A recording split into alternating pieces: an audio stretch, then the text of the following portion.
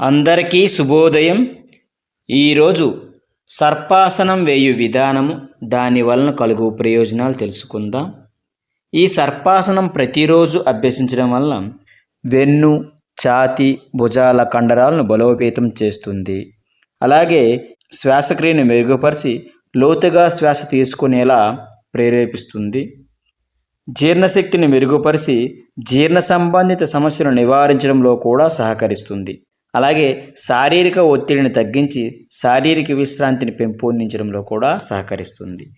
ముఖ్యంగా వెన్నునొప్పి, ఆస్తమా మరియు వంధ్యత్వం వంటి సమస్యలను ఉపశమనం కలిగించడంలో ఈ ఆసనం చక్కగా పనిచేస్తుంది. ఇప్పుడు సర్పాసనం అభ్యసిద్దాం.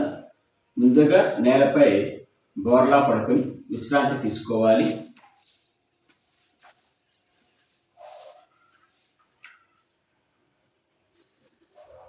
ఇప్పుడు రెండు కాళ్ళని కూడా దగ్గరగా తీసుకుని ఉంచి నిటారుగా చాచి ఉంచాలి. కాలి బొట్టల మీద కలిపి ఉంచి మడమలు నేలపై ఆనించి ఉంచాలి. ఇప్పుడు రెండు చేతులు కూడా వీపుపై తీసుకుని వచ్చి రెండు చేతులు కూడా జాయింట్ చేసి ఉంచాలి.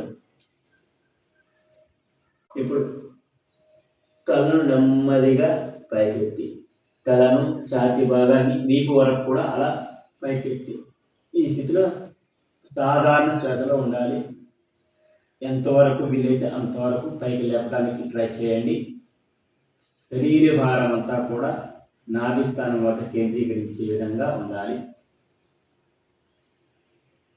1 2 3 4 5 6 7 8 9 10 11 12 13 14 15 16 17 18 19 20 21 22 23 24 25 26 27 28 29 30.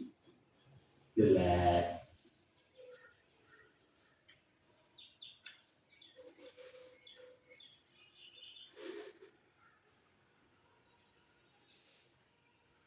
ఈ సర్పాసనాన్ని ఇంకో రకమైన భంగిమలో కూడా అభ్యసించవచ్చు. ఇప్పుడు సర్పాసన భంగిమ 2 వేద్దాం. మరలా రెండు కాళ్ళని దగ్గరగా తీసుకురండి. ఇప్పుడు రెండు చేతులు కూడా తలకి ఇరువైపులా కూడా చెవి దగ్గరగా అలా పైకి లేపి తలను మరియు ఛాతీ భాగాన్ని పైకి లేపి ఈ స్థితిలో సాధారణ శ్వాసలో ఉండాలి.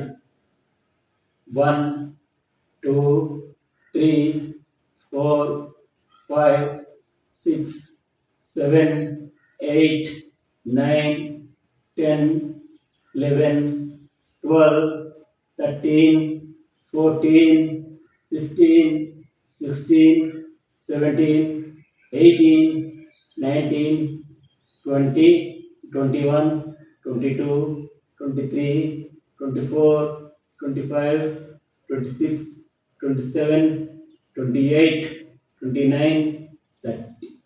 Relax.